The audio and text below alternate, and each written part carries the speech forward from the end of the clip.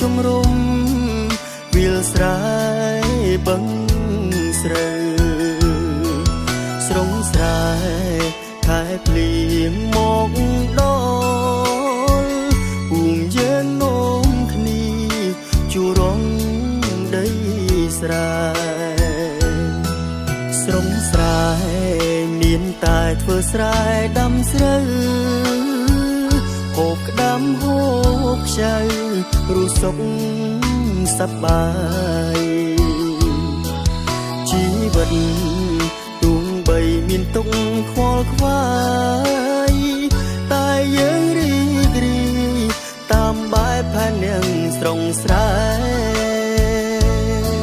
ស្នូលទឹកភ្លៀងដូចចំរៀងបំពេពីរួងលេះទេស្រុកស្រែ